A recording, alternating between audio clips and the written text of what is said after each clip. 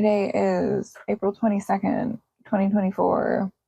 My name is Randy. This is the Darq Project, which is supposed to be all about rekindling my passion for writing and sharing writing tips and tricks and all that fun shit. And I don't know if that's the direction I want to go with things in general anymore. Because I told myself I'm not going to make this into a writing advice channel because I have a few things published under another name and one thing published under this pen name, which I do intend to keep, which is Miranda K. Darq. But I'm not an expert. Honestly, most people giving writing advice and publishing advice on YouTube are also not experts, but I feel like it is a good idea to share what works for some of us and what doesn't work for some of us. I've seen a lot of advice videos lately, and everybody's like, oh, do this, do that. Come up with this insane quantity of books within a certain amount of time. And I understand that those people are speaking from a place of their worldly experience, which is fine. This is not to bash on them in any way, shape, or form, and good for them. I'm glad it worked for them, but it is very frustrating to me when I see those things, and the first thing that comes to my mind is, yeah, but you don't have kids. But you are not also a single parent. But you also do not have to work a full-time plus job and do 4 or 5 other hours worth of side hustles a day just to make ends meet to pay your bills. You have a partner who also either works or has a pension or an inheritance. You were gifted or inherited a house, so you don't have to pay fucking godly quantities of money to live in a closet. And yes, I'm calling my 800 square foot apartment a closet because it's wrong to expect people to live in a space this tiny. It's just not right. I have a lot of thoughts and I have a lot of things I want to do. And I have to keep reminding myself, I am a single parent with children to feed, living on the opposite side of not just the country, but the continent from anyone and anything who can or is willing to help me financially, time-wise, whatever. I am on day 8 of 9 with no days off in a row. And if this next part offends you, then I guess this isn't for you, but this is the reality of being female. I got sucker punched with my period yesterday, and it is so bad that I am like wimpy, exhausted, anemic, and the cost of feminine hygiene products being practically treated like a luxury item is infuriating and maddening, but that's neither here nor there. I have been trying to come to grips with the best way for me to continue to make content for this channel and my other channel, because my brain has been trying to tell me to start a 3rd channel instead and niche down further. And the more I think about it, no, I'm just going to add in more narrations of things that I have written to my audio channel over time. And probably by the end of this year, I don't think I will be doing the girlfriend experience roleplay ASMR thing anymore. There's just so much going on in the community of people that do that is very, I don't want to say bad per se, but it's not necessarily something that I want to be a part of. I understand people like my voice. I know that the videos bring them comfort and make them feel not alone and all the fun things, because that's actually how I got interested in making it in the first place, because I started listening to boyfriend roleplay audios. And no, they weren't spicy initially. Did some of them get spicy and did I enjoy them? Yes, I did. However, When you are completely alone as an adult, after spending the past decade with a live-in partner, including my now ex-husband, it's really hard to fall asleep at night by yourself without somebody next to you, aside from the cats. But cats are, it's not the same when you're used to having a body to sleep next to. And just something as simple as listening to someone ask me how my day was, tell me that they loved me, and listening to them breathe. Like, yes, literally, if you're not in the boyfriend, girlfriend, roleplay ASMR space, it is attempting to generate a fix for the fact that people in society are very, very excessively lonely. And I think that that's partly by design from the corporate machine. They don't want us to have time to connect with each other and other human beings. They want us to be isolated. They want us to be unhappy so that we try and find things to fill the void in our life with stuff, or with food, or with clothes, or with shoes, or a new car, or whatever thing it is that you think fulfills you when you're really just missing connection with somebody. Out here in the wonderful world of Washington, that actually has been surprisingly sunny the past few days. It's very strange. I'm loving it, but it got kind of warm really fast, and I've been here long enough now that I am not acclimating to it being nearly 70 degrees when it was 45 2 weeks ago. Being here, I have no local support. I know one person here locally, and she lives far enough away that it's been over a year since I've seen her in person now. Don't have friends. I have a few coworkers who I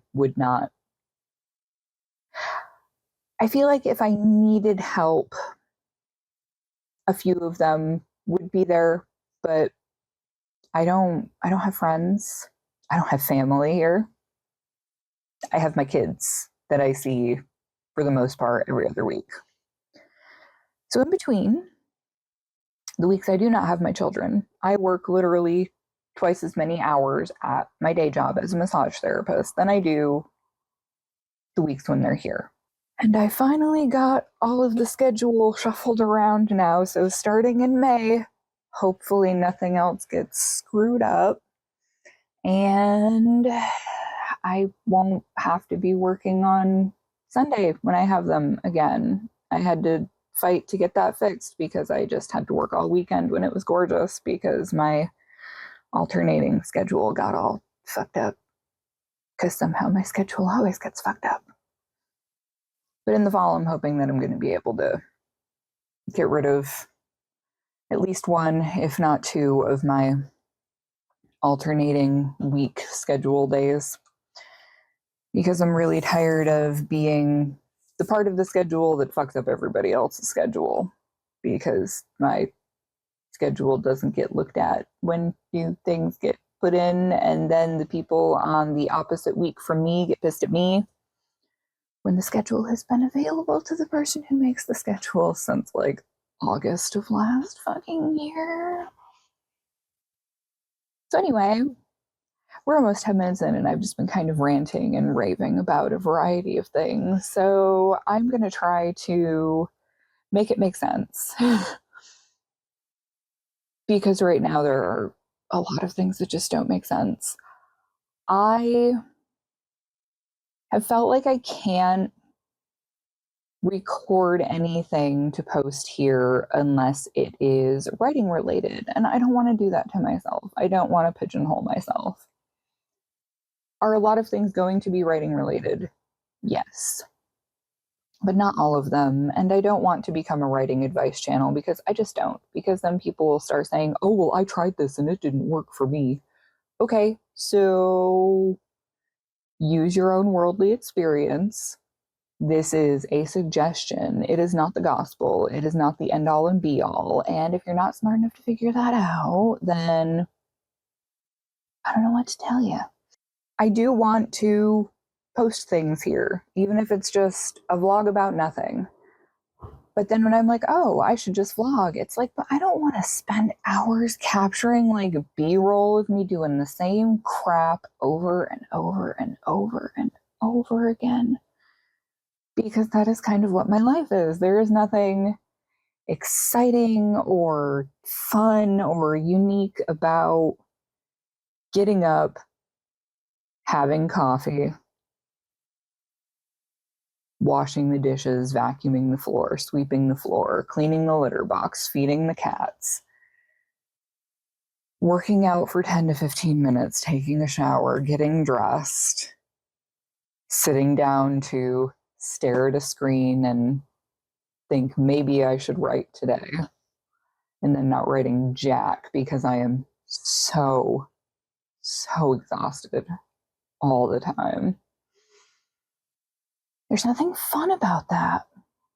And I don't want to take the time to film B-roll to try and make it engaging. I'm not down with that retention editing thing.